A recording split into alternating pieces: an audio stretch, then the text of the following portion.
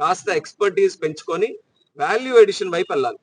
Value addition తాలూకా industries చిన్నవైనా సరే దాన్ని పెట్టుకొని కొన్ని దేశాలైతే ఒక్క కొబ్బరి మీదే సుమారు 150 రకాలైనటువంటి ప్రోడక్ట్స్ తయారు చేసుకోగలుగుతున్నారు. మనం మాత్రం కొబ్బరిగానే ఇక్కడ నుంచి ఎక్స్పోర్ట్ చేస్తున్నాం. అదే ఇండస్ట్రీస్ కానీ మనం ఇక్కడ పెట్టుకోగలిగితే కొబ్బరితో పాటు జీడిలో కూడా ఇప్పుడు గోవా లాంటి స్టేట్కి వెళ్తే ఎన్ని రకాలైనటువంటి వస్తువులు ఆ జీడి మీద, జీడి పిక్క మీద, జీడి పండు మీద తయారు చేసుకుంటున్నారు. మనం ఎందుకు చేసుకోకూడదు? దానికి కాస్త ఆంటర్ప్రినోరియల్ స్పిరిట్ తో మన రైతులు కూడా ముందుకు రావాలి. దానికి సంబంధించినటువంటి స్కిల్లింగ్ కానీ, అవేర్నెస్ ప్రోగ్రామ్స్ కానీ, లోన్ కాంపోనెంట్స్ కానీ ఇలాంటివన్నీ ప్రభుత్వం చేయడానికి సిద్ధంగా ఉంది. మేము కూడా ముందుకు వస్తాం. కానీ ఆసక్తి రైతులు కూడా చూపించాలి.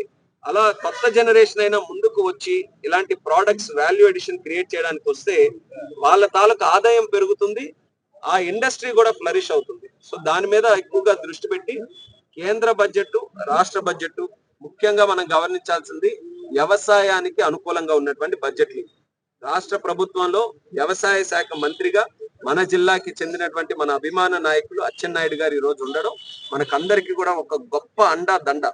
ఆయన తాలూకా సహకారంతో కొబ్బరి, జీడి ఈ ఇండస్ట్రీలు అన్నిటికీ కూడా పూర్తి సహకారం, ప్రోత్సాహం రాష్ట్ర కేంద్ర ప్రభుత్వాలు అందిస్తున్నాయి. దానికి సంబంధించినటువంటి స్పెసిఫిక్ ప్రోగ్రామ్స్ కూడా భవిష్యత్తులో మేము అనౌన్స్ చేస్తాం అనేది కూడా ఈ సందర్భంగా తెలియజేస్తున్నాం.